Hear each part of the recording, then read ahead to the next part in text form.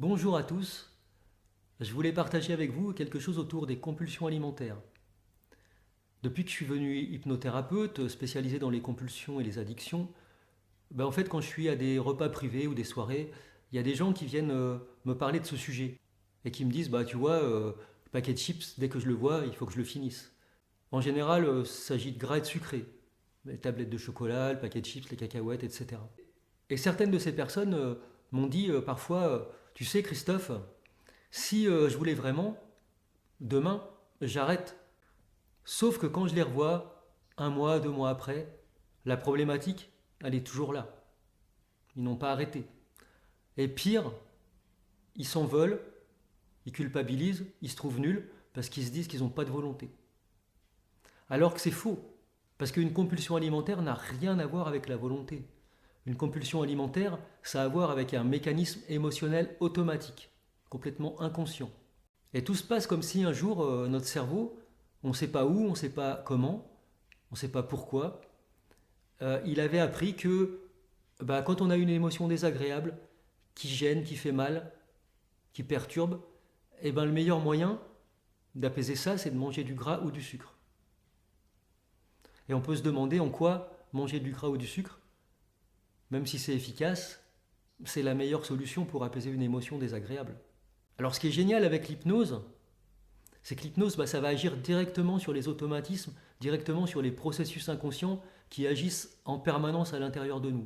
Et donc l'hypnose va permettre de réduire l'intensité des envies, de déconnecter l'émotion désagréable du comportement, manger, de retrouver une sensation de calme à l'intérieur et de jouer sur l'émotion désagréable. Et elle permet enfin d'installer des nouveaux réflexes dans le cerveau qui sont plus justes et plus doux que de manger du gras et du sucre. Et donc l'hypnose avec les compulsions alimentaires, c'est pas un régime, c'est pas une lutte, c'est juste s'adapter par rapport à ce qu'on ressent à l'intérieur pour pouvoir agir différemment et se comporter différemment par rapport à la nourriture. Et petit à petit, avec l'hypnose, la relation à la nourriture, elle devient plus simple, plus sereine, plus libre. Et donc il va y avoir un cercle vertueux qui va s'installer, parce que quand on commence à changer son rapport à la nourriture, qu'on mange moins de gras, moins de sucre, plus équilibré, on perd du poids. Et quand on perd du poids, on est mieux dans son corps. Et quand on est mieux dans son corps, souvent on est mieux dans sa tête. Et quand on est mieux dans sa tête, on va peut-être pouvoir faire plus de choses avec son corps. Et donc au global, avec l'hypnose, on va souvent obtenir un bénéfice beaucoup plus important que juste arrêter la compulsion alimentaire.